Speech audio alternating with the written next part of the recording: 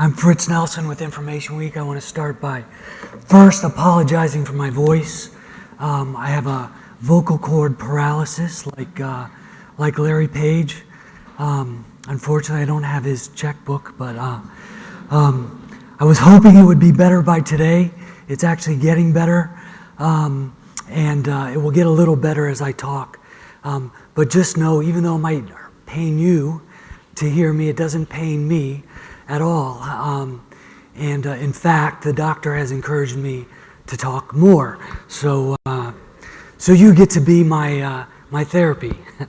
So we're going to do a kind of a unique twist on a panel.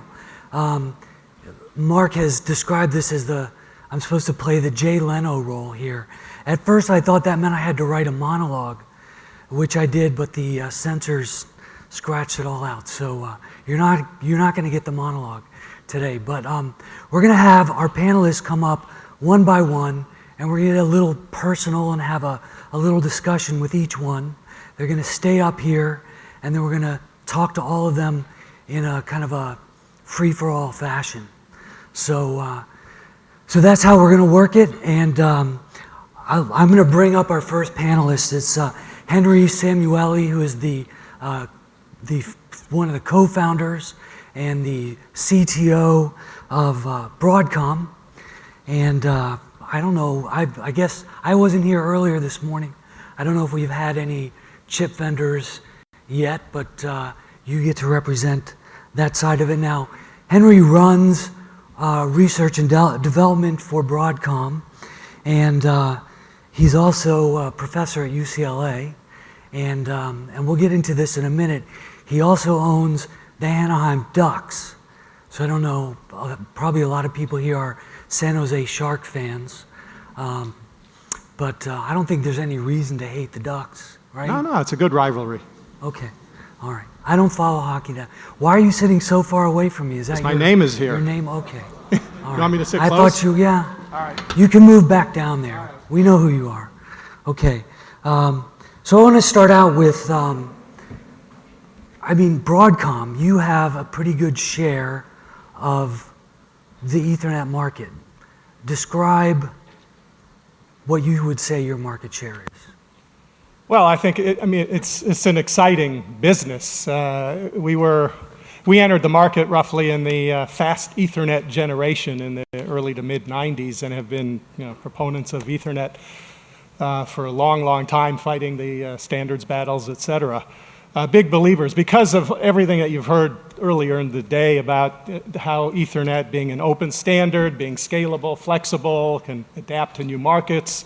Like, for example, one that I'm sure Bob never thought about when he invented Ethernet, the automobile. Did you think you'd have Ethernet in your car?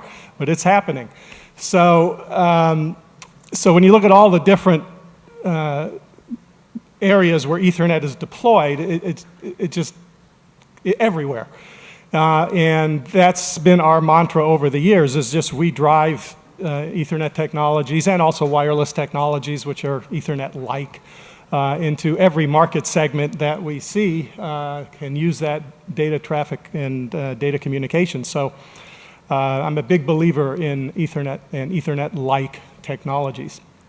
Now, Broadcom has been described as a provider of merchant silicon.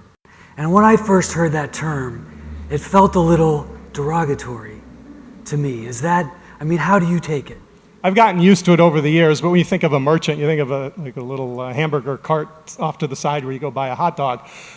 We don't quite sell our chips that way, but everybody gets used to that term merchant silicon. But it basically means open market silicon as opposed to proprietary ASICs. And clearly, in the semiconductor business, you have to be dealing with open standards to generate the kind of volumes you need to sustain a semiconductor company, and hence that's why Ethernet is so popular among semiconductor companies, because it's an open standard, so you just continue to drive the cost down. Many, many years ago, I asked John Chambers, the CEO of Cisco, who his biggest competitors were, and John always gives one of those, who's your biggest competitor, and he says, time, or some crap like that, but so back in those days, he said, point products. You know, he was doing battle with Extreme and Foundry, and then later he said somebody that's going to come out of China, by which he meant Huawei and companies like that. And recently he said merchant silicon. So are you competing with Cisco? Or I guess, are your customers? No, of course, they're a great customer. Anybody from Cisco, we love you. No, I mean, you're right. Merchant silicon you sell to the world. Anybody who wants to buy semiconductor chips from a merchant silicon vendor can buy them, and therefore they can build competitive products to any company out there, Cisco included. So in an abstract way, yes, you could say that every OEM views semiconductor companies as their competitor because they're selling chips to their competitors, but that's what merchant silicon companies do. Now, on the panel previously, we heard a lot about software-defined networks. And what is your view on the role of software-defined networks and the role your company plays? Does it change anything for you? No, not really. It's just another avenue for the deployment of Ethernet and Ethernet-like technologies. And I think it'll play a very important role in the future. It'll evolve over time, and what we call SDN today may be different than what SDN is in 5 or 10 years. But it's the concept of opening up the standards for software. I liken it kind of to what happened in the cell phone space with Android, where historically all the operating systems and software stacks were proprietary in cell phones, and then all of a sudden Google opens up and gives away for free the operating system, and look what industry it created. So having open software interfaces is an interesting avenue to take in the networking world, and we're fully supportive of it, and in our silicon, we work very close with people developing SDN as well as people developing proprietary standards as well. Well, let me ask the question in a different way, and we've got a couple of your customers coming up here shortly. Some might think that for some of your customers, the notion of software-defined networks is going to threaten their business. Do you see it that way? It can. I guess it depends how you look at it. If you can leverage it to make, even if you're an OEM selling proprietary OSs today, you can leverage SDN into creating new lines of business for your company. So I don't view it necessarily as bad for an OEM that has proprietary solutions, as long as they look at it with an open mind and maybe develop products along those lines as well, much like, again, as I said, in the cell phone space, people who had proprietary OSs adopted Android, and they're doing quite well. So it can work both ways for you. Let's switch to a little more chip-centric question. Earlier this year, Intel at the Open Compute Summit was showing engineering samples of 100 gig silicon photonics. What role do you see that technology playing in our switches, and when? Sure. Well, silicon photonics definitely will play an important role in the future. I mean, if you look at high bandwidth links, 100 gig and above, I mean, they're all over optical fiber today anyway. The issue is, where's the interface to that optical fiber? Today you have an electrical interface at the switch chip that goes through a backplane or some short copper distance, and then it's converted in some optical module to send over an optical fiber.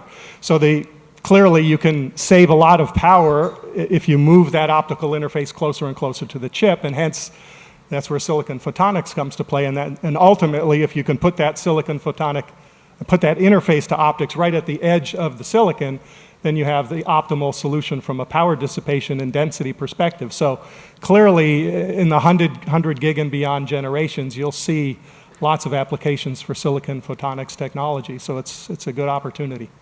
When? It's starting today. People are working on it today. You mentioned the Intel announcement. There are many startup companies working on it. We're partnering with many of those companies to look at various opportunities. So it's starting today, but when will it be mass deployed? Certainly within the next several years. And you said you're partnering with companies.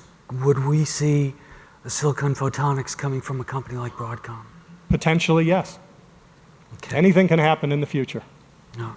All right. I was trying to see if I saw where Rick Merritt was. trying to make news. Now, there he is down there, okay. So we talk about speeds. We're going to have Arista up here in just a little bit. Sick amounts of bandwidth on their newest switch. Lots of port, high port densities. When will it end? Are we going to reach a point of, we're done? No, it's a great question because we're so spoiled over the last 50 years, literally our lifetimes practically. We've been spoiled by Moore's Law, where chips got twice as fast or twice as dense every 2 years. And it was just never-ending exponential growth, and that translated into faster speeds on networking links. It translated into higher density on switch ports and the networking boxes. So we automatically expect it to happen every 2 years, but it's not. I mean, Moore's Law is coming to an end. I mean, people have been talking about it for many years now. The question is when. There's common consensus out there by the end of the next decade, it will pretty much come to an end. So another 15 years or so of Moore's Law, and then we've got a problem. It's going to take some radical new invention because standard CMOS silicon transistors will stop scaling once you get to the so-called roughly around 5 nanometer realm. And what that means is that everything's going to start plateauing, that the speeds of networks are going to start plateauing. Now, at what number? I mean, I'm pretty comfortable. We'll get to terabit speeds. We're at 100 gigabit today, researching 400 gig, so I can see a path to terabit speeds. I'm not sure I see a path to petabit speeds, so we may be limited at the terabit range. And then you're going to see densities of switch ports start leveling off. Now, every 2 years, you're doubling the density of switch ports in a silicon chip. That's going to start leveling off. So when you start seeing the network level off in inherent capability, it's going to change the dynamics of the entire industry because you no longer have these exponential increases every year. Now, we still have another 15 years or so to enjoy, but we need to start preparing at some point for a network that doesn't grow exponentially every 2 years. Okay, I'm going to put you on a spot here. Who's your favorite customer? You know I'm not going to answer that one. I thought I would warm you up. And we love all of our customers. Okay, all right. Get a couple more drinks in you and we'll see. Yeah. So just to get a little personal for a second, on a couple different fronts. So I didn't know you own, but we're practically neighbors in Southern California. I didn't know you owned the Ducks. When did you buy them? In 2005. Okay. And then 2 years later, they won the championship. 2 years later, we won the Stanley Cup. Yep. Yep. And so what made, you're a big hockey fan? I've grown to become an enormous hockey fan. Were you before? I didn't start that way. I grew up in Los Angeles, so I was a big UCLA Bruins basketball fan, Lakers fan, and all that, but now completely switched over to hockey. So why hockey? Why not bring a football team to Los Angeles? People have tried and failed. I know someday it might happen, but we tried to get a basketball team down there in Orange County. That failed too. So, one other thing, and I don't know if you're involved in this or not. I actually was in your office, so I think you might be. But back in the day, there was a lot. When I went into Broadcom, there were lots of sports cars, Ferraris and stuff in the parking lot. The good old days of the internet boom. Right. Well, I saw a Tesla there last week. Yep. So, are you into racing? No. Not personally. Okay. But a lot of our employees are, actually. Okay. All right, great. So I'm trying to see if is there something about speed? I limit the speed to the silicon chips, not to automobiles. All right. Well, Henry, thank you. We're gonna keep you. You can move back to your seat now. We're gonna put our next guest, and we'll come back to you. So thank you, Henry. Very good.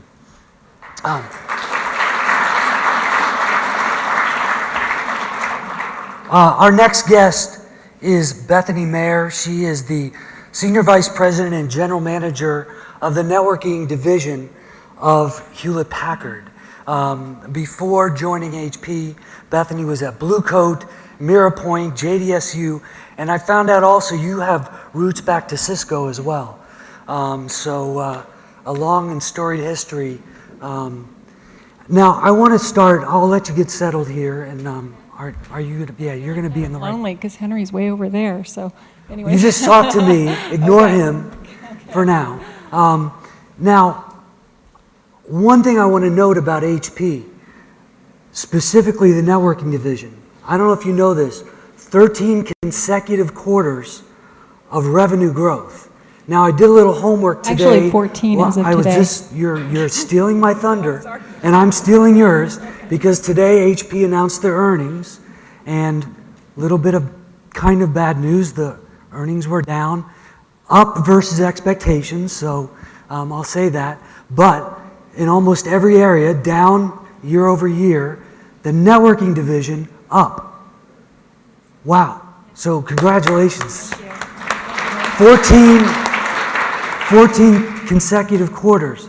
Now the reason I'm bringing this up is because I want to know how, amid all the turmoil of Mark Hurd leaving and board dysfunction, I don't know how else to put it, Ray Lane stepping down as the chairman of the board, somehow the networking division just keeps chugging away. How have you done it? So I've been with HP now for 3 years, and when I first started, Mark Hurd was in place, and so I have seen a lot of changes over the last 3 years, and I thought startups were sort of wild. I've been very fortunate that first, the networking business at HP is considered very strategic. As you know, we made an acquisition of 3Com, my favorite company, 3 years ago, actually. And so the reason for that was because HP really wanted to create this converged infrastructure that we talk a lot about of server storage and networking. So very strategic part of that is the networking part of it. As well, I would say that my boss, Dave Donatelli, is a pretty straightforward business guy. And so he really works hard to keep us focused on our goals. And then the last piece I would tell you is that I think we make great products, very innovative products. We have embraced, as you know, open flow for many years, and frankly, people buy good products. So I think some of it is, frankly, we just have great products that sell. Well, I have my own theory, which is that even though we're here talking about technologies like Ethernet, so it seems like the topic of the day, I think when people think about HP and certainly the turmoil the company has endured, hopefully behind them now, that they don't think about networking quite as much, for better or worse. But I think it's kind of allowed you and your team to just kind of do their job. Speaking of which, and you mentioned 3Com, talk about where you are now with the merging of 3Com and the ProCurve stuff. Where is that? So, sure. So we acquired 3Com and it closed as of April 2010. And so we spent about 2 years actually doing integration between the 3Com products and the ProCurve products that HP has been building now for 25 years.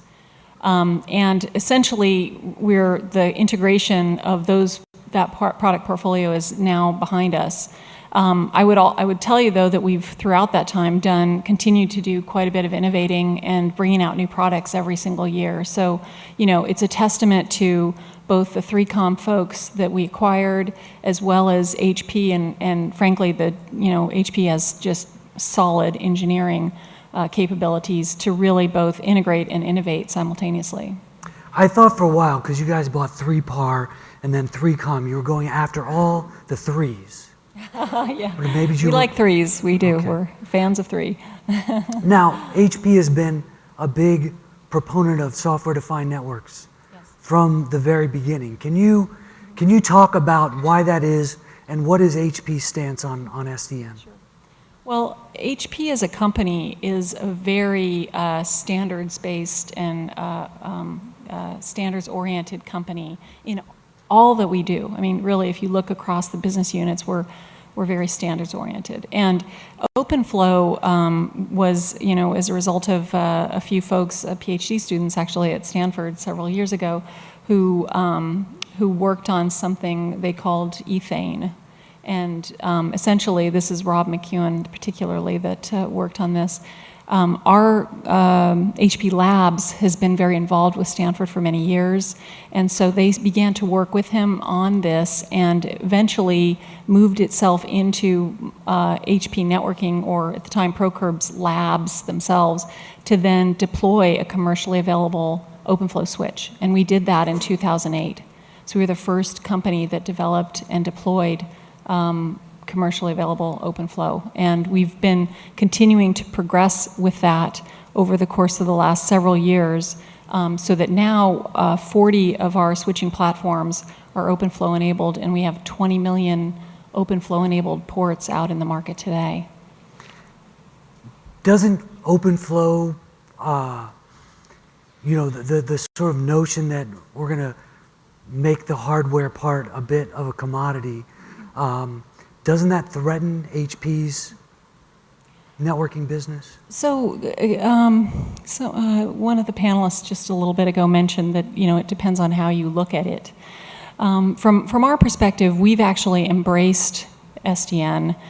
Frankly, we have a lot of capabilities in our software and in the functionality of the software that we bring to the market, even currently in the management platform that we've developed over the last several years. But we've now built our own SDN controller, and we've also created APIs that are open for folks to build applications on, and then we're building applications on them. And from our perspective, our focus is around simplification of the network.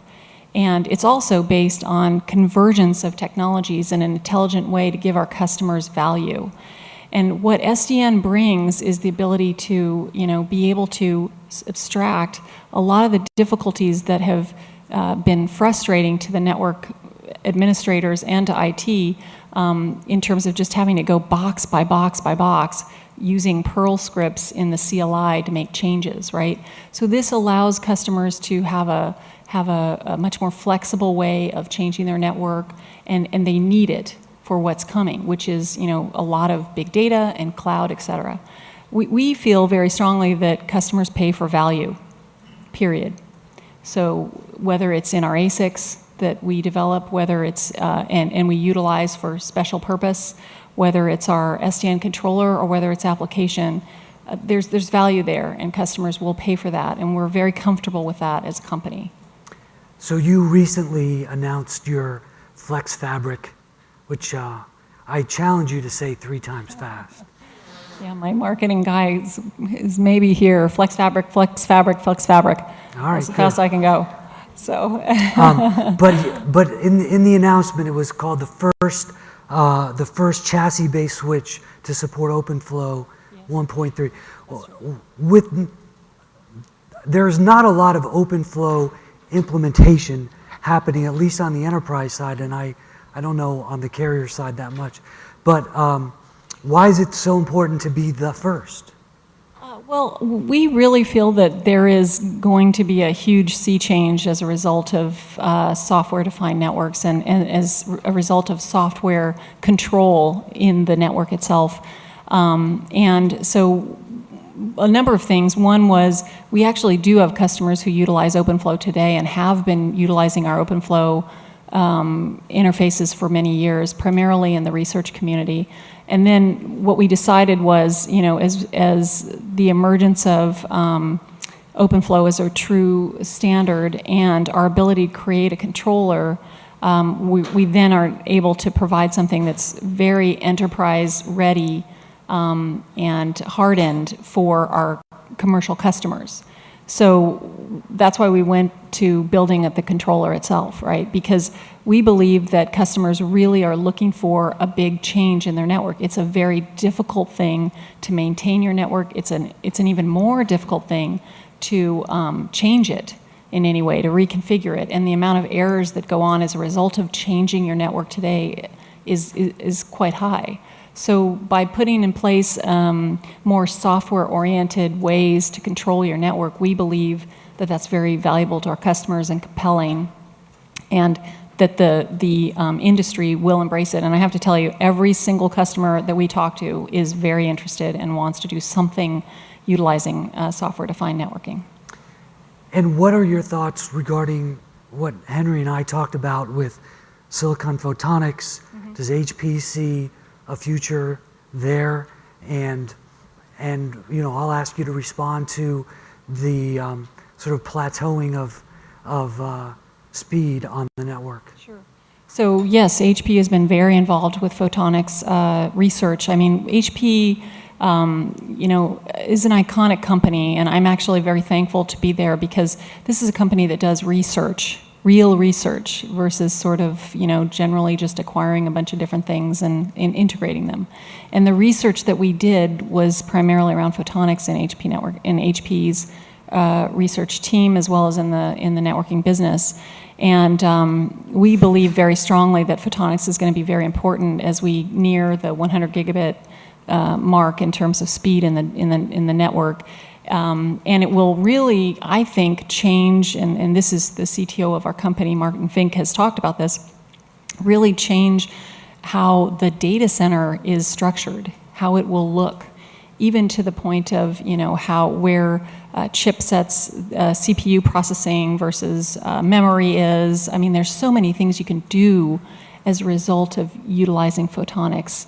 And so, anyways, we've been very involved with it, and we are right on top of this trend as well. Now, Henry owns a hockey team. Yes, he does. The guy who's coming up next, I think, is like a yacht racer or something. What do you do for fun? I mean, I work a top lot. That. So I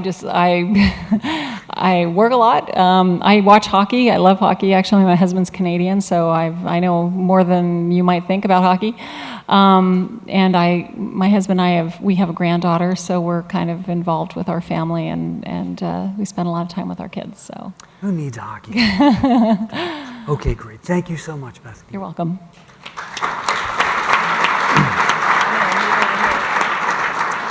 Our next guest is Andy Bechtolsheim, who is the founder and chief development officer for Arista. Now, before Andy was with Arista, he was the founder and chief system architect at Sun, and before that with Granite as well. Hello. Good to see you again.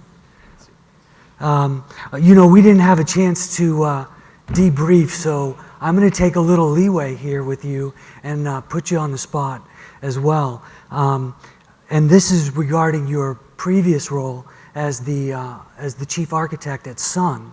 What do you think of what Oracle is doing with? Recently, I have no clue. But I was going to comment, Sun started because of this vision that the network is the computer, and every product sold from day one had an Ethernet interface.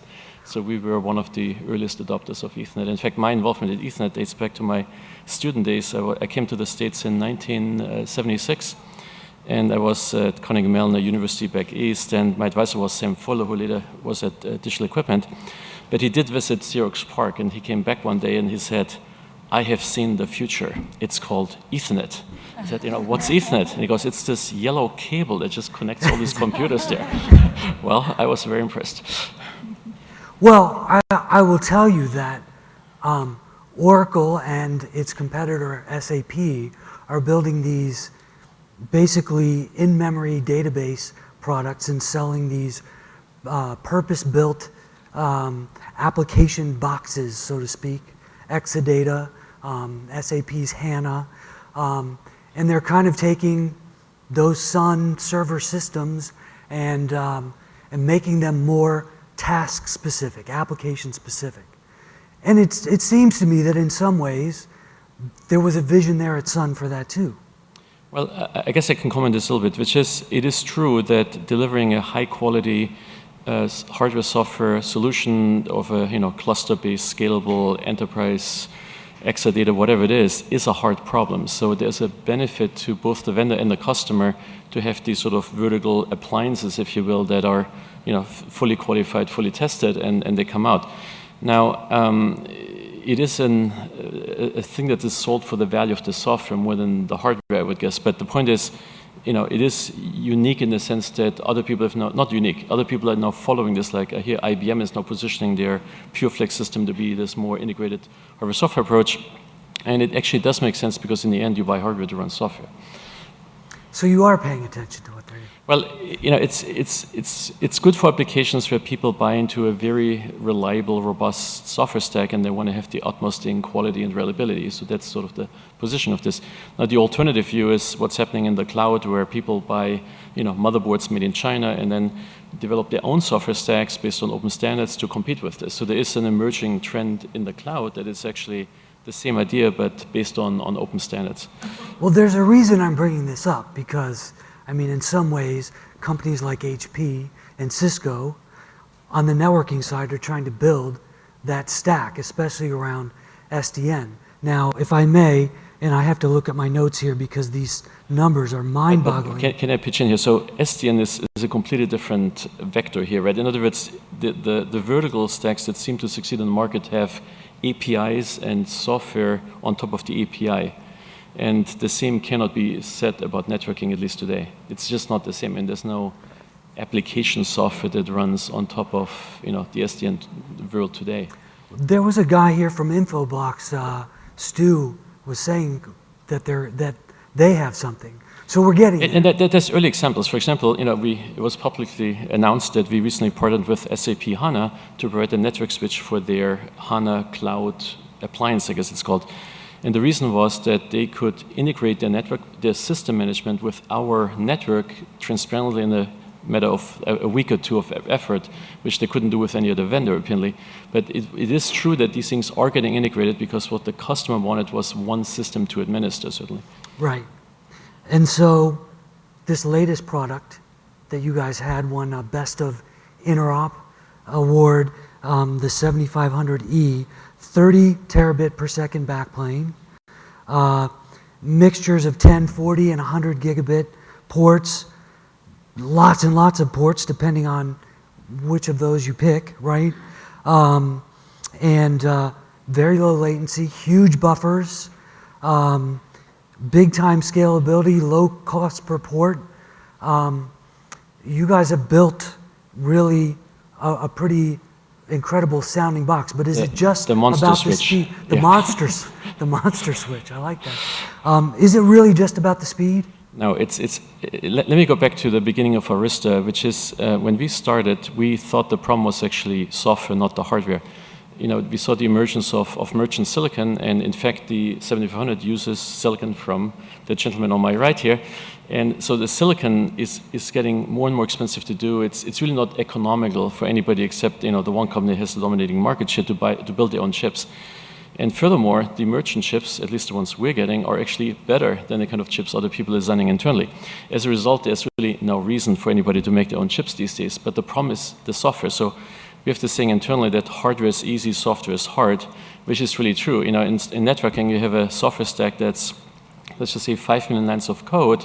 And the problem is, if one line is broken, the whole thing crashes, and you cannot sell the box to anybody who cares about reliability, which is your entire customer base.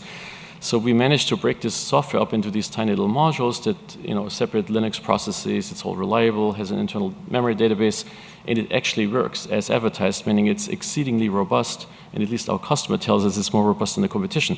What this means is that people only buy into big switches if they don't go down, and the barrier to entry is actually not the hardware, but actually the software. So just to prove to you that I read some of your literature, I wrote down some terms: universal network architecture, build it once, get the network out of the way. What does all that mean? No, that's okay. What we call the universal network is really the conclusion that when people have cheap enough bandwidth so they can build a completely non-blocking network with not just thousands or 10,000s, but 100,000 servers in the cloud, where you no longer have to silo these things into zones or containers or pods or whatever they call them, the customer is actually much better off because they no longer have to worry about data placement and compute placement. The problem before was they had these sort of smaller zones, and then when you run out of the capacity in that zone, what do you do? Because you're connected to the other part of the next zone, but it's a low bandwidth connection. So a universal network is one where you no longer have to worry about the network. I mean, the whole argument here is that the network really should be invisible to the applications. It's like if you don't see it, that's what you want, right? You get the same latency, the same bandwidth, the same throughput wherever you are. You can communicate from server A to server Z. It doesn't matter if the same rack, the next rack, or a building across the campus there. And that is what people are designing. And the advantage of that is you no longer have to worry about designing a network around the application. It works for any application. It doesn't matter whether it's a Hadoop thing, a search engine, a game engine, or storage cluster or whatever it is. It all works with the same network, which is an incredible simplification for customers. Okay, I do want to come back to SDN. I'm going to read 2 quotes from Jay Shri, your CEO. SDN is not about replacing existing network architectures and topologies. And she also said, Arista does not believe in a rigid separation of control plane from data plane.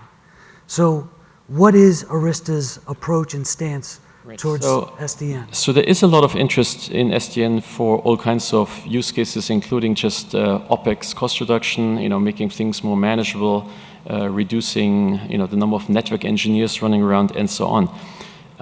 Now, our view has been that this is an incremental deployment kind of scenario, not a greenfield scenario. In other words, people are not waiting for SDN magic to show up to design the network around SDN. They want SDN on top of an existing physical network, and it has to work with both the virtual switches and the physical switches and so on. So arguably, we actually have the most programmable network stack out there, and we today support any type of open daylight, big switch, open flow controller, in the sense that it was really easy for us to add these kind of support things for different customers. But what we are finding is that it's really driven by use cases where people can see a clear benefit of what they want to do with this, and we can enable this at both the virtual switch, physical switch level, and then tying this back into a virtual switch management system. Now I've asked Henry and Bethany about silicon photonics, and you were there when Intel announced that and were showing. Yes, I'm a fan. Yeah. Do you have some with you? Well, I usually carry some in my pocket, but not today. Not today. Now, the point is that if you look at the cost structure of high-speed networking, meaning 10 gigabit and above, it's actually, sadly, dominated by the optics, not by the silicon. I mean, this is kind of a shocker, but the optics cost much more per port than the silicon. And that inhibits the market, in particular when you get to the 100 gig level. I was just sitting next to Tam DeLauro, and she has this beautiful Ethernet forecast report, and even the report, the analyst basically says they cannot forecast the 100 gig market because the optics are so expensive that nobody can afford it. So the difference between optics that would be priced correctly to the market where they have to be versus the situation today is a difference of 100 to 1 in volume for 100 gigabit. And basically 100 gigabit won't take off at the current price points because it's just stratospherically priced. So our customers tell us that they won't deploy 100 gigabit until it costs less than 10 times 10 gig. It's that simple. And I'm under the understanding that your technology is being deployed in a lot of the financial services sector, where speed, especially for things like algorithmic trading, is essential. Is that true? Well, at the beginning of the company, that was the majority of business was high-frequency trading, otherwise known as legalized front running. And until today, we just call it capitalism. We believe that the majority of stock trades actually go over Arista switches, but that was years ago. Okay, today the majority of our business is actually cloud networking, meaning large, large-scale data centers that do the cloud stuff. And we've been very fortunate to have a product line that fits the requirements of those customers and has scaled to 100,000 servers and beyond. And because I asked Henry and Bethany, so what do you do in your free time? What's your hobby? Oh, in my free time, I worry about networking. What's your hobby? None of these people have free time. No, I work 8 hours a week, so I don't have a lot of free time. So you're a workaholic. Well, I don't work for a living. I work because I enjoy it. But the point is, there's a lot of innovation and opportunity here, and Moore's law, at least for the near term, has no signs of slowing down. So, I actually would phrase it. I know long term the prediction is a little more difficult, but short term, we actually finally back on a Moore's law curve where the last, let's just say, 10, 12 years. We're really quite slow, where the market leader didn't have a lot of incentive to essentially improve their product very quickly. Whereas now with the advent of merchant silicon, every other year there's a chip coming out that's twice as good than the previous chip. So this is unheard of in recent history in networking, and it really allows networking to keep up and to catch up with the demands on the server computing side, because obviously, faster Intel servers need faster networks to deliver faster results. So all of these things go hand in hand, but there was a risk at one point that the network just wouldn't keep up. Meaning, if you think about it, it took 10 years, from 2000, let's just say 2000 till 2012, to go for Ethernet to go from 1 gig to 10 gig in any kind of volume, right? Now it's going to take just another 2 years until 40 gig may be actually the highest volume thing in a data center, and then a couple of years later it's going to be 100 gigs. So we're seeing a very nice, much shortened upgrade cycle that really helps customers to deliver much more bandwidth to the applications than the last 12 years. And I wanted to thank you to the gentleman on my right here, especially. He did say you were his favorite customer. I mean, he also said, Wait a minute, that can't be right. I mean, let me say one more thing. I mean, the thing about silicon is it really is getting more expensive every turn. A 28 nanometer chip costs twice as much to do than a 40 nanometer, and so on. And the only worry I would have, in this whole business is if that it gets so expensive to make a new chip that people couldn't afford it anymore. That would be a problem, okay?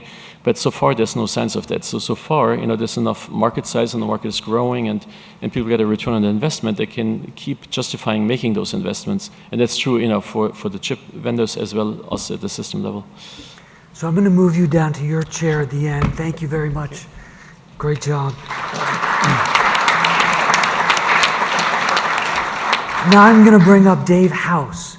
Now, when Dave came to us as a last-minute addition to this panel, I was like, Dave House. I have not heard that name for a while. And then come to find out that Dave is the chairman of Brocade. So I guess maybe I'm out of the loop or something like that, but a few other people didn't know that either. But if you do remember Dave, he was the CEO of Bay Networks, which was the company that formed when Synoptics and Wellfleet merged, right? And then that got bought by Nortel, and then I think you took a little vacation, and then they imploded, or at least that's my version of the story. I spent a year there, and then I left, and then they imploded. And then exactly.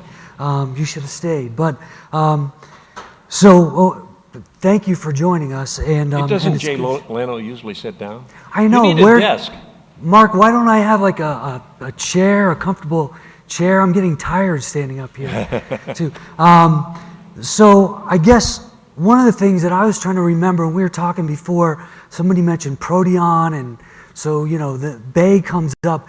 And what were you guys relative to Cisco in terms of size? I remember it being a pretty fierce head-to-head battle back in those days. Boy, we're back to history again. We started with history this morning. Now we're back to history That's again. Right. That's what we're here. So Cisco was certainly larger, significantly larger than Bay. Bay became, I think, the big competitor clearly to Cisco in those days, and that's probably why we were popular to Nortel. Right. So fast forwarding to now, you're with Brocade. Tell us about your journey there and what they're up to. Well, Brocade's an interesting company, an interesting situation.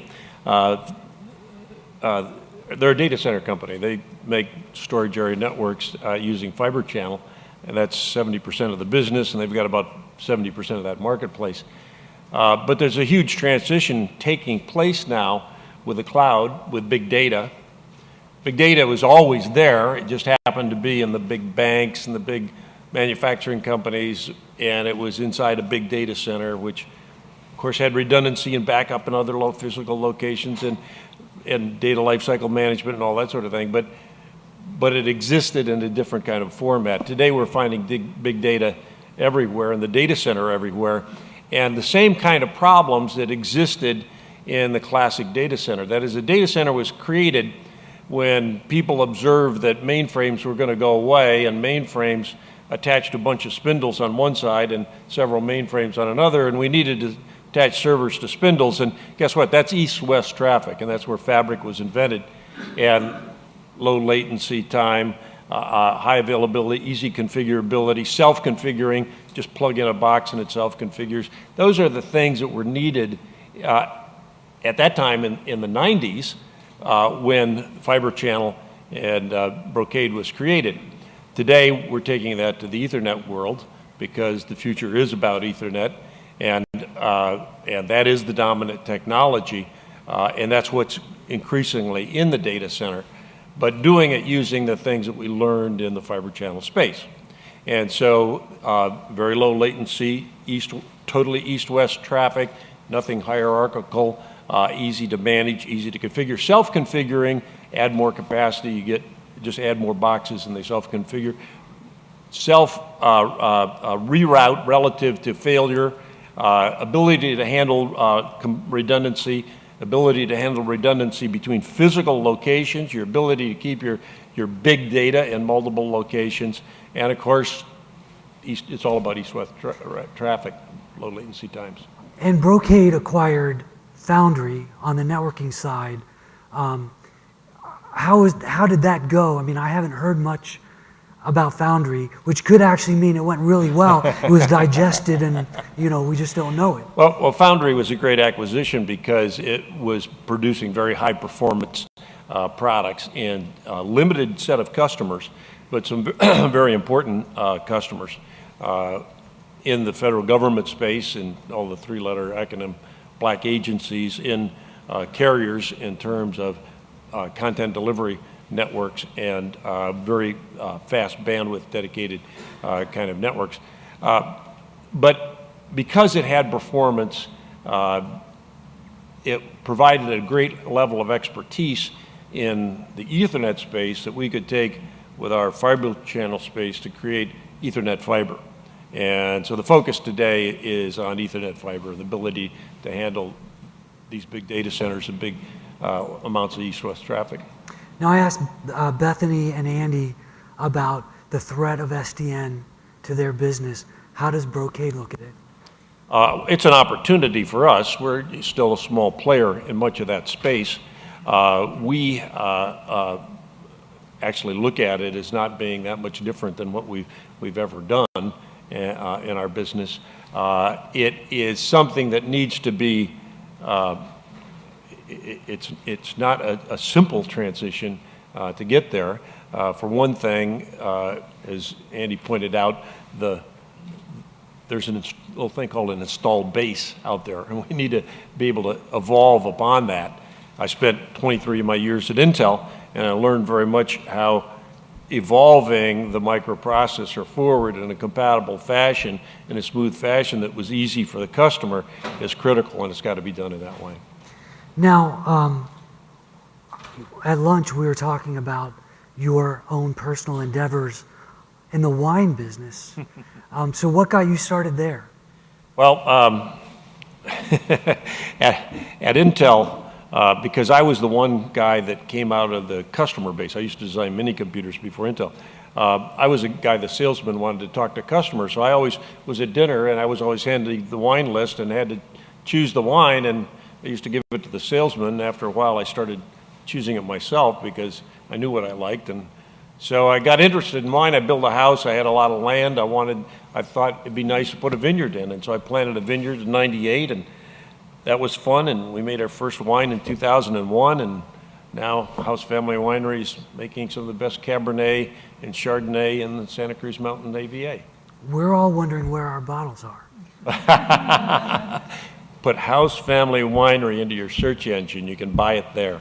Okay. Search engine, you say? Yeah. Okay. All right, well, you know what, you can stay here. Oh. I'm gonna move your, Okay. I don't know, we're just gonna keep a gap between those guys. You can And sit down guys. now. Yeah, you could sit if you want. Is that gonna create a problem with the mics? Can I sit? I'll stand, it's fine. I think I'd rather stand. I get a little antsy if I sit. So we're gonna just open this up as a panel. We're gonna talk a little bit more about SDN, and we're gonna talk about the future of networks, what's gonna drive some of these fast speeds, even less latency, even higher speeds, and kind of the future, some of the things that Bob talked about this morning. But along the way, of course, queue up your questions as well, and we'll leave some time for that at the end. So coming back to SDN, and anybody can jump in and answer this question.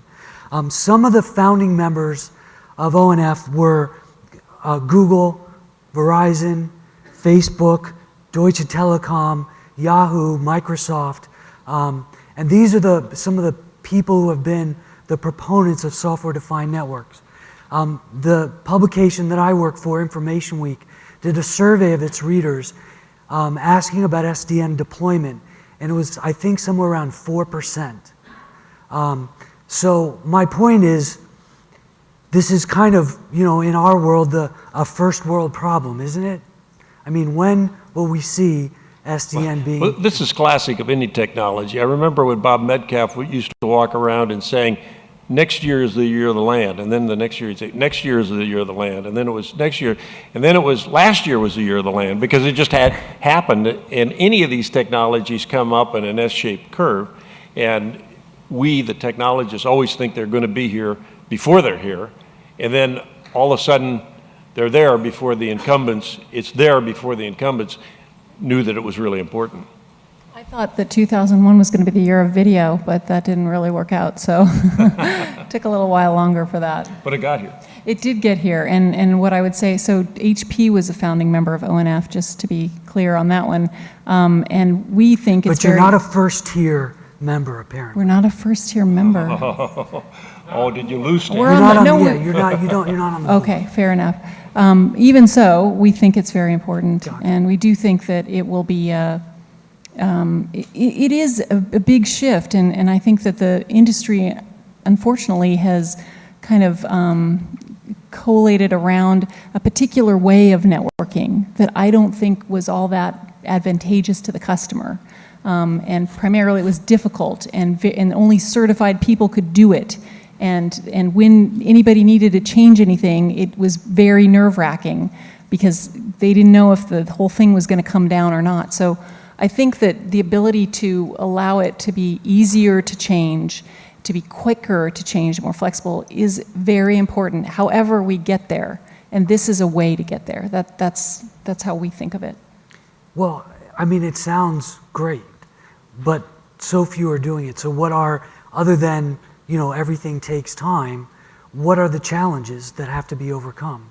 Why, I mean, when I talk to IT managers, network managers, there's a fear that it's complicated and change is not good.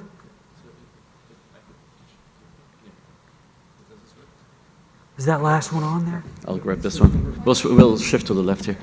So even the 4% sounds a little high to me, by the way. It's very, very early stages in SDN. And you know, people can't even agree what it actually means. You know, what are the real use cases? I mean, it started off as OpenFlow, and then it finally dawned on people that OpenFlow is just a device driver, right? It's like, that's just the interface between the controller and the switch. It doesn't do anything else. I think there's an emerging consensus now that, you know, more centralized management would be a very good thing. You know, being able to administer policies across a whole set of switches.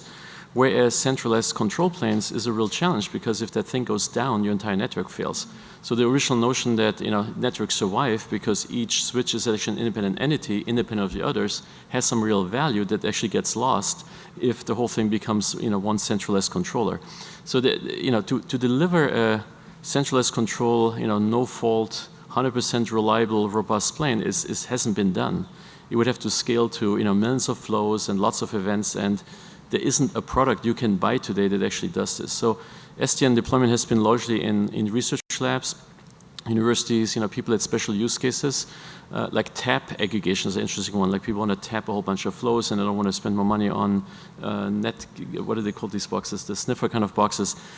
So there's interesting use cases, but it's not, people are not displacing the networks that have been designed at any rate that I can see. Right. Now, Bethany, you brought up video. And I think one thing that happened there over time was we started to see, I may be overstating it, but killer apps, video conferencing, video chat. So from your point of view, what's going to be the killer app? Because I mean, I think to some degree, you know, a network administrator is going to need to see that compelling value proposition in a killer app. I think there are a couple of big things. I mean, one is cloud. Cloud is as we have a lot of customers who either want to build their own private cloud, or they want to use a public cloud, or they want to do both. They want to have hybrid clouds. And to do that, and they're satisfying DevOps folks, and they're satisfying their user base because of, SaaS-based applications. And I think that right now what has happened is that the long pole in the tent has been the ability to modify the network to make that possible. And so they all need to have some level of more agility in their network to be able to solve for that. But I think the other thing too is that we'll see a lot more movement of big data going across from server to server and across the enterprise, and I think that will have an impact on how fast you can modify that network and what you do with the network.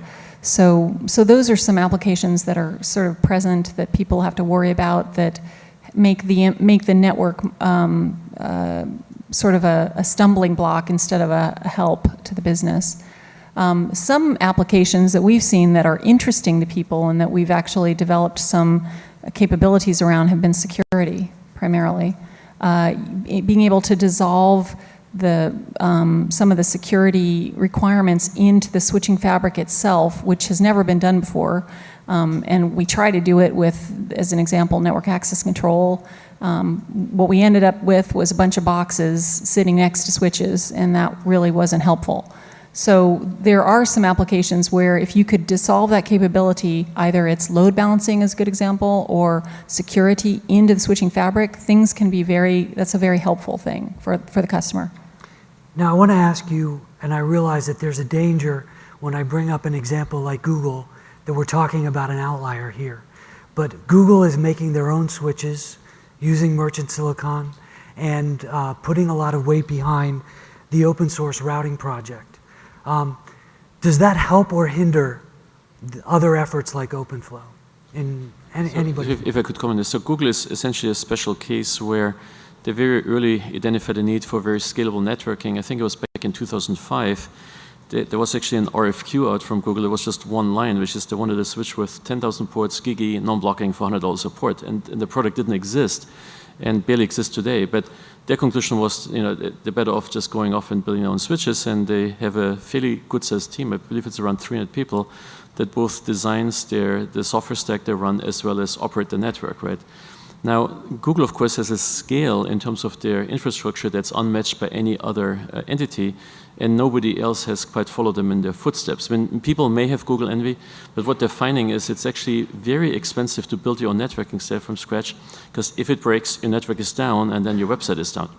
So people do need a network in the cloud that never breaks, and that's a fairly high barrier to entry, whether you do it internally or come in as a vendor. So what we see happening is there's enough competition on the market that the prices that the large cloud people pay for networking are actually quite reasonable, and we don't see anybody else thinking they need to build their own stuff to get it much cheaper. It's a reasonably attractive business proposition to just go with off-the-shelf equipment. Yeah, it's the market is segmenting is what's happening, right? I mean, for now, and then it might be that folks are going to go more and more to the cloud and just utilize the network in the cloud. But for right now, there's a segmentation between sort of the cloud environment which is kind of hyperscale, and then the rest of the enterprise world. But I do think that the cloud is changing things because folks are going to shift more and more to service providers and to the cloud, and then the question is, okay, then what happens then, right? I have one more question on this. Earlier today there was a gentleman from Cisco up here, and he talked about what Cisco is doing with Open Daylight.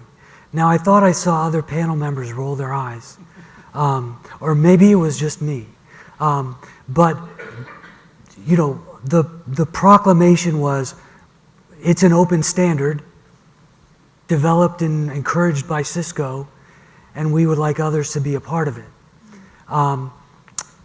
Reactions to whether that helps or hinders software-defined networking.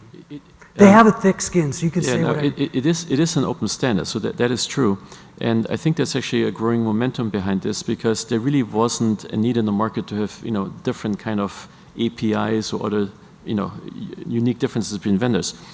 I think that the real question is and remains, is Cisco wanting to make this this is the standard, or there's something else coming that is the enhanced proprietary version of that standard, right? So Cisco's famous for taking open standards and making it so complicated that only they can deliver it. And so I think that's what people are worrying about or wondering about. But open standards are good. You know, Ethernet is an open standard. We all like it that way. From our perspective, so the Open Daylight Forum, which we actually are a member of, it's an open source controller is what they've been building primarily. And they're looking at other things, but basically that's the focus of it. That's what's been focused on. I personally, our belief is that the northbound APIs and the southbound APIs need to be standard-based. So you need to have a standards-based programmatic interface to the devices in the switching infrastructure to be able to change them, to do things with them. And you need to have APIs that allow people to write applications to that network to then make those changes. So the open source controller is great. I don't know if anybody in the enterprise would really put it in their network. I mean, given, of course, the resiliency concerns that they have even with a controller, much less anything else. So it's interesting, but, you know, again, I think back to Andy's point, what's going to happen next with that and why, you know, what will change with regard to that open source, so to speak. Okay. Henry, I want to get you back in the mix here, and you mentioned in your earlier remarks about cars with sensors. So we're talking about, you know, these unbelievably fast speeds, these bigger networks, more capacity. Is it the sensors? Is it the Internet of Everything that's driving this? Is that what's going to consume all this bandwidth in the future? That's certainly going to contribute to the amount of bandwidth in the future, because if you get literally trillions of sensors, which could happen over the next couple of decades, where everything in the world is going to be sensed and communicated into a network. You'll have a wireless interface on one side and an Ethernet interface on the other side. So that data will just overwhelm networks. So we need to scale up, obviously. So that is one component. But then normal use that we're doing today, as you drive more and more video into the network, more and more high definition content. If YouTube goes to Ultra HD, then bandwidth is just going to get gobbled up. So there are many drivers of bandwidth in the network, but certainly sensors will be one of them over the next couple of decades. Can I just comment on what Henry said earlier about Moore's Law and sort of the doomsday prediction of 15 years from now? In the 70s at Intel, I started preaching about Moore's Law and about how the semiconductor, that Moore's Law was going to solve all the problems and the next generation was going to be great. And Gordon stopped me and he says, Dave, he says, this is all true, but I think about 10 years out, I don't think we're going to be able to continue this. And 10 years later, when I was still talking about Moore's Law and microprocessors, Gordon said, Dave, I only see about 10 years here.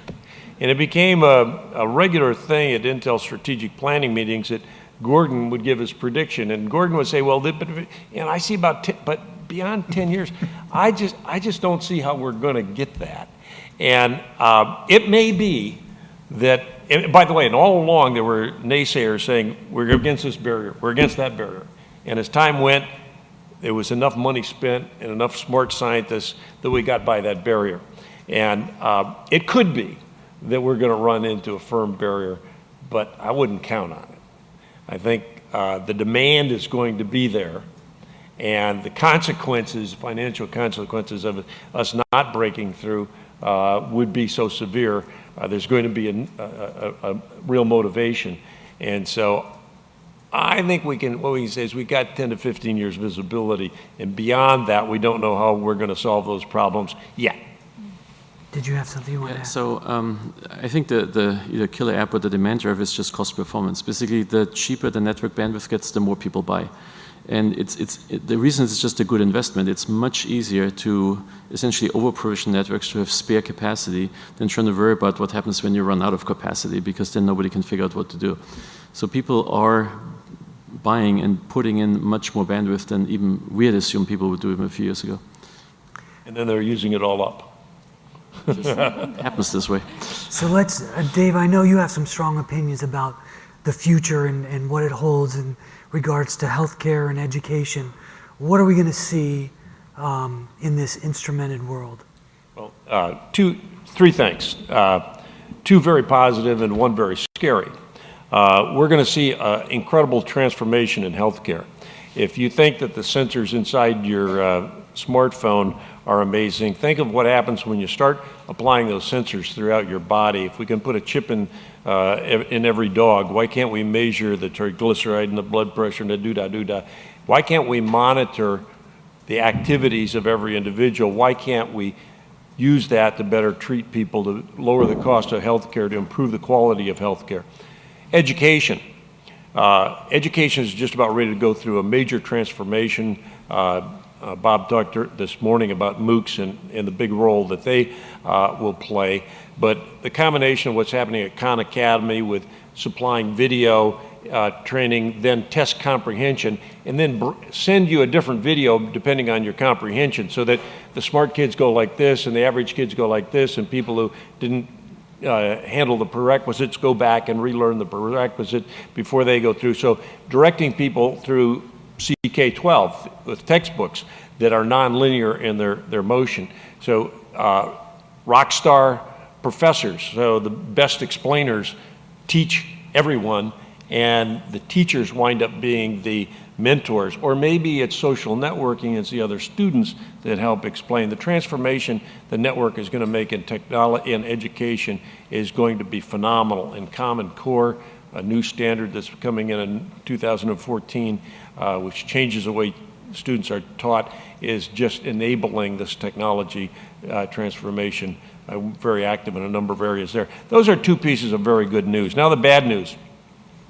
Security is going to get worse. It's terrible now. The government has declared that cybersecurity is our biggest threat. We've got North Korea with ICBMs, and we got Iran developing an atomic bomb, but that's not our biggest problem. Our biggest problem is cybersecurity. People are worried about, well, with all this information out there about me, I'm concerned about my privacy. We'll give it up. It's over. Everybody's going to know everything. Now there's going to be government policy, political policy relative to who has access to that. Right now, Amazon and Google know everything about everything you do, and the ads that pop up are all related to stuff you have been looking at or you thought about. They already know about you. Guess what? Larry Page doesn't give a damn about you or any of that information. It's just a computer out there that knows about you. It's not people out there that are snooping into you. This is just a bunch of data in big data and databases that's marketing to a market of one. That same technology is going to allow us to educate to a student of one. And that information is going to be out there, and everything is going to be known about you. And the guy who can hack into it is going to know everything about you. It's the hacker you need to worry about, not Google itself. The scary part about that is everything we're doing is layering on layers of abstraction. We've been spending the last 40 years abstracting up from the piece of wire to higher and higher levels. And virtualization and software-defined networks are just another layer of abstraction that we're putting into the environment. And every one of these layers is a tunnel that people can go through to access things that they shouldn't have access to. So. But there's somebody in the middle between Larry Page, who doesn't care about it, and the hacker who does. So a couple weeks ago, I was talking to an architect at Allstate, and I said, with these phones, you could tell whether potentially I caused an accident or I didn't cause an accident based on the sensors and accelerometers and whether I was being a safe driver. That could be good for me because it could help me, if I'm a safe driver, I could be telling Allstate every time I drive and move. Or black box. Right. Or the opposite if I'm not or I did. So that's kind of creepy. Yep, and the more we know about people's health, the more the insurance company, which is basically an economic engine which would like to be able to provide the lowest cost insurance to the people who cost the least and charge a lot to the people who cost the most, will have more, if they have access to that information and they're allowed to price, then insurance is basically, as we know it today, winds up going away. People who need it won't be covered, or there's the social implications of this are phenomenal, and the policy issues on the political side, the government side, just outweigh basically everything else we're talking about. That is going to be the big issue that society is going to have to deal with in the next 10 years. Right. And by the way, after I told him that, he said, "How did you know we were working on that?" So The it's insurance not, guy. Yeah. So I guess my comment would be with regard to, what this is going to do. I think connectedness is going to have a very dramatic impact on the increasing the quality of living, quality of life for countries around the world. I think, as you get more connectedness, you get more education, and as you gain education in a population, you increase their ability to develop their country, et cetera. So I think that connectedness over the next several years, and especially with Ethernet continuing to be more ubiquitous in more countries, it's going to have a dramatic impact on the quality of life across the world. So I think that is another big aspect of why networking is so important and what it means. questions from the audience? Got one there, one there, one there.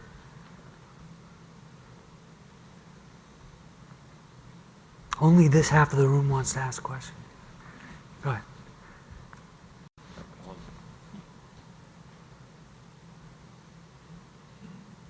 Alan Weisberger, IEEE Communications Society, Santa Clara, California, USA. That's what I was asked to do.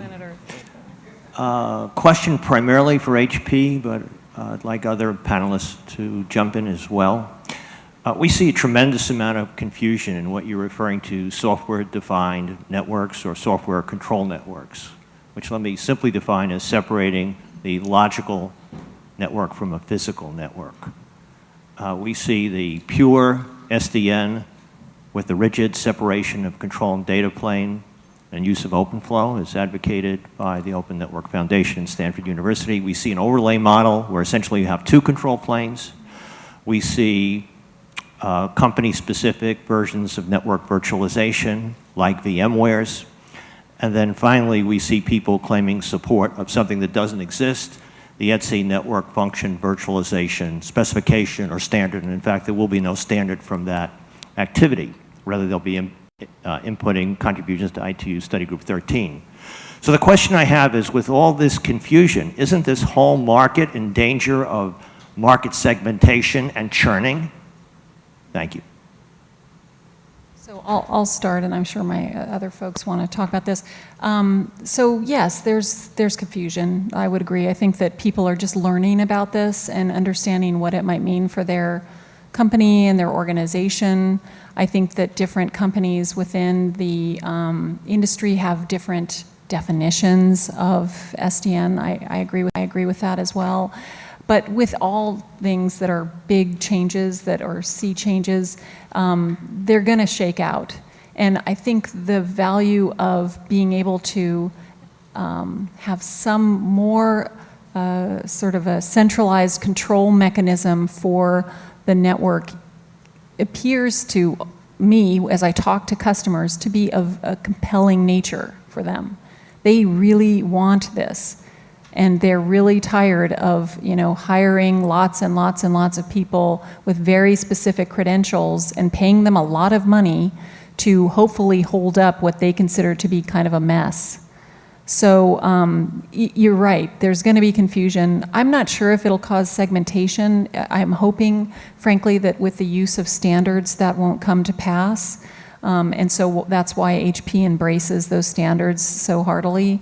But, this is valuable to all the customers I speak to. They are very interested and want it to happen. So the question is, we as vendors have to do our best to support, them getting it in a way that is standards-based and open and flexible for them. So yeah, I would add that centralized management and orchestration, I think, is the number 1 and number 2 and number 3 use case for SDN. Now, funny enough, this has nothing to do with OpenFlow, which faces some let's just say, technical challenges in terms of size of CAM tables on current silicon chips, which actually make it really hard to implement. So this centralized management aspect is an OpEx reduction, which people desperately want. We haven't seen too many people who wanted to do a, try out something completely unproven in the network and see if that sticks. Right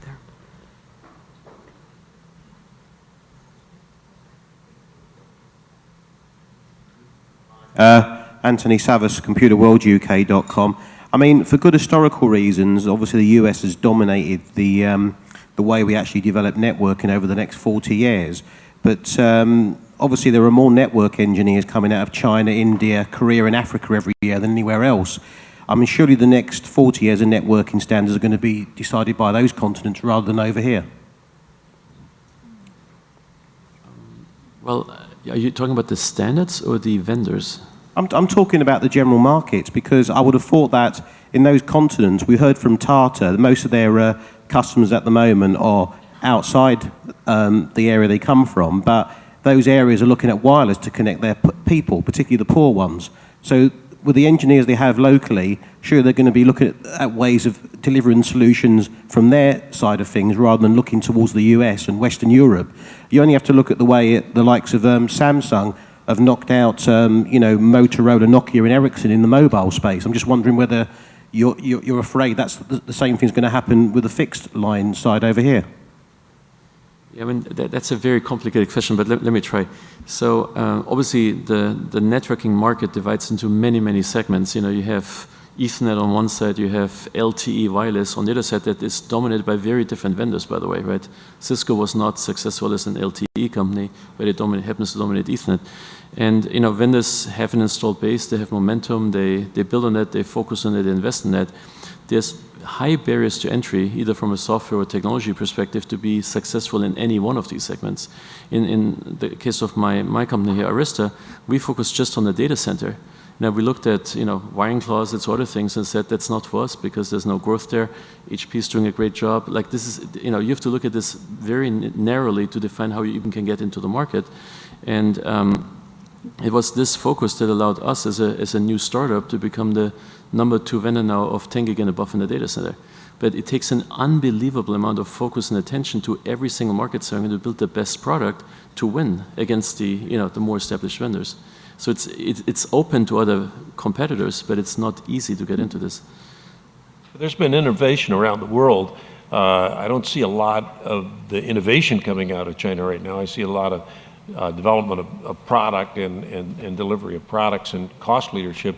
But if you look at the world, Europe has been the leader historically in cellular technologies, and so innovation isn't just coming from the United States. And I think one thing the network has done is created the death of distance.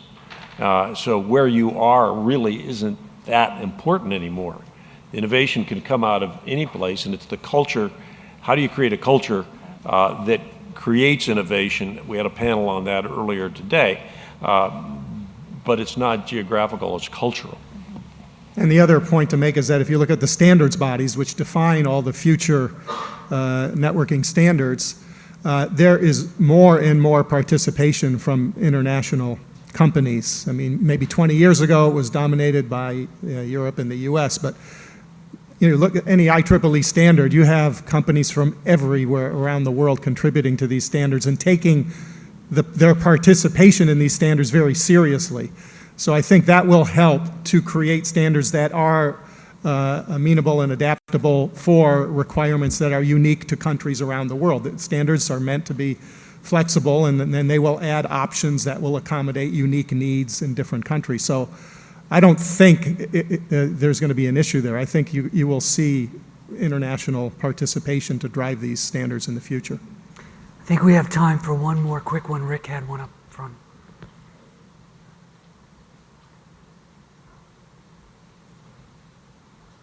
Thanks, and great panel. Rick Merritt with EE Times.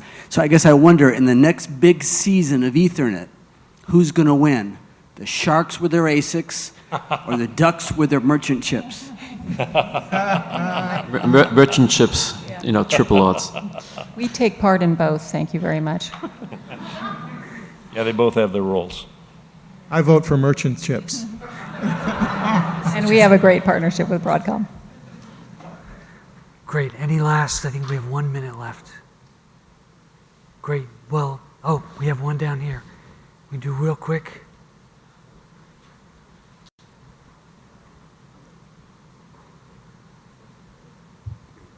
So who is going to build a vertical appliance which are able to manage all the applications on the networks? Is it going to be HP or Cisco, or is it going to be the switch manufacturer like Arista? So a vertical appliance, is it a real market, and is it going to be quite embedded with the network? I'll let you guys answer that. You mean like the whole data center as an appliance, like server, storage, networking integrated? Well, we're The monster box. Yeah, so we're not creating a monster box. We've developed a philosophy around what we call converged infrastructure, and it's more than a philosophy. We do a lot of R&D work in this area, and the idea is to intelligently integrate technology in a way that allows a customer to then, spend less time on the infrastructure and just kind of maintaining it then versus doing other things like maybe innovating for their own company. So we do a lot of integration. If you look at our switching technology, we have switching technology integrated into our servers. We have switching technology integrated into our storage devices. I'm very comfortable with that. That's part of what the customers want. With regard to HP, though, we can also, and do all the time, exist in a completely heterogeneous environment. So they can, choose any one of our products and use it with others because of our standards. Yeah, I would say there's an argument that the virtualization vendor, let's just call it, has some, defining role in managing everything underneath that layer. Now, it hasn't been quite delivered to the market this way yet, but it's logical to assume that things are in fact moving up and do abstract the underlying pieces more and more. Great. Thank the panel for a great job.